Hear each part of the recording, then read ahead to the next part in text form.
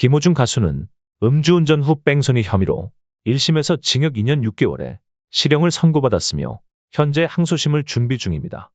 항소심에서 형량을 감경받거나 집행유예를 받기 위해서는 다음과 같은 요소들이 고려될 수 있습니다. 피해자와의 합의 및 반성 필요한데요. 피해자와의 원만한 합의는 법원에서 긍정적으로 평가될 수 있습니다. 김호중 가수는 이미 피해자에게 6천만 원을 지급하며 합의한 것으로 알려져 있습니다. 또한 피해자에게 진심 어린 자필 편지를 통해 피해자의 마음을 움직여 선처탄원서까지 피해자가 제출된 상태이므로 집행유예를 받기 위한 첫 번째 조건은 이미 성립이 되었습니다. 김호중 가수도 진심 어린 반성과 재발 방지를 위한 노력이 필요하며 반성문과 탄원서를 제출하는 것이 도움이 될 수 있습니다. 다음으로는 새로운 증거 및 법적 논리 개발 필요합니다.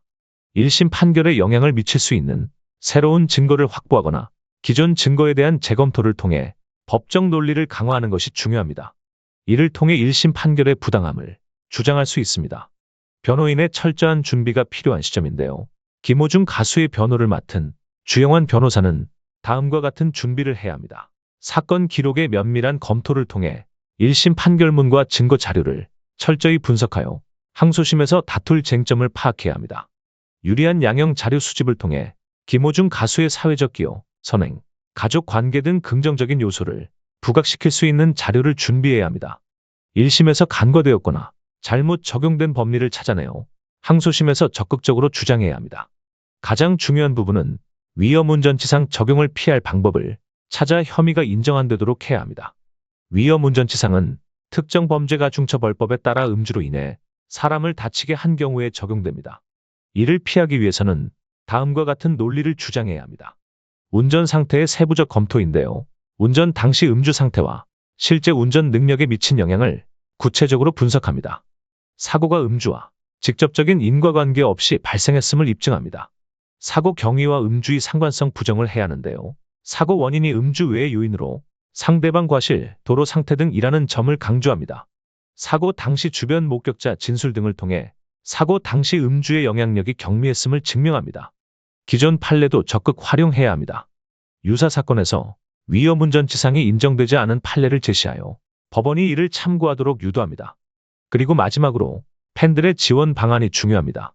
팬들은 김호중 가수를 위해 다음과 같은 지원을 할 수 있는데요. 김호중 가수의 선처를 호소하는 탄원서를 작성하여 법원에 제출하면 긍정적인 영향을 줄 수 있습니다.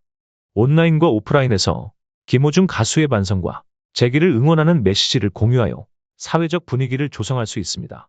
김호중 가수가 심리적으로 어려운 시기를 겪고 있을 수 있으므로 응원 메시지나 펠레터 등을 통해 격려와 지지를 보낼 수 있습니다. 항소심에서 형량이 감경되거나 집행유예를 받을 가능성은 사건의 구체적인 상황, 반성의 정도, 피해자와의 합의 여부 등에 따라 달라집니다. 따라서 변호인의 철저한 준비와 팬들의 지속적인 지지가 중요합니다. 또한 유사한 사례로 1심에서 실형을 선고받았으나 항소심에서 집행유예로 감경된 사례가 있습니다. 이는 변호인의 전략과 반성의 정도 등이 중요한 역할을 했음을 보여줍니다. 이러한 점들을 고려하여 김호중 가수와 그의 변호인, 그리고 팬들이 함께 노력한다면 항소심에서 긍정적인 결과를 얻을 수 있을 것입니다.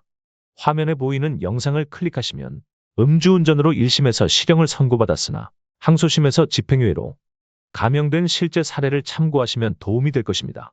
슈퍼땡스와 멤버십을 통해 응원을 해주시면 다음 영상을 만드는 데 큰 도움이 됩니다.